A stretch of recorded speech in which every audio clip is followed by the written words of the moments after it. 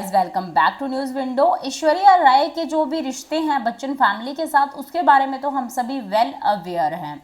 हर तरफ उनके रिश्तों की बातें आती रहती हैं। कई बार सवाल उठते हैं कि जया बच्चन की वजह से ऐश्वर्या अपने ससुराल में अच्छे से सेटल नहीं हो पा रही हैं, और कई बार सवाल खड़े हो जाते हैं श्वेता बच्चन पर इस बार एक अलग ही एंगल निकलकर सामने आया है, जिसको सुनकर शायद आप भी थोड़ा चौंक जाएंगे। और वो एंगल है रेखा जी का। जी हाँ, रेखा जी का नाम बहुत 90s के दौर से बच्चन फैमिली के साथ जोड़ा जाता है। कहा जाता है कि जो अमिताभ बच्चन हैं उनका अफेयर रहा है रेखा के साथ, और जया भादुरी जो जया बच्चन हैं, अमिताभ बच्चन की वाइफ हैं, उनके भी कोई अच्छे रिलेशन नहीं हैं रेखा जी के साथ। बट इसी बीच रेखा के साथ ऐश्वर्या की नज़दीकियां जया बच्चन को काफ़ी खटकती थी, और इसी वजह से शायद वो ऐश्वर्या के साथ कभी वो कनेक्ट नहीं कर पाई जो वो अपनी बहू के साथ करना चाहती थी। या फिर कह सकते हैं कि जया बच्चन हमेशा से जो करिश्मा कपूर हैं उनको ही एक आइडल बहू के रूप में देखती थी। उन्होंने उन दोनों की एंगेजमेंट भी करवाई थी, बाद में चलकर वो एंगेजमेंट सक्सेसफुल नहीं हो पाई और दोनों का रिश्ता टूट गया।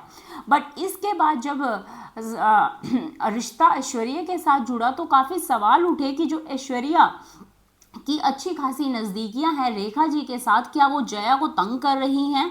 और इवन हद तो तब हो गई जब रेखा जी ने एक ओपन लेटर लिख दिया टाइम्स ऑफ इंडिया में, जहां पर उन्होंने भर भर कर ऐश्वर्या की तारीफ कर डाली।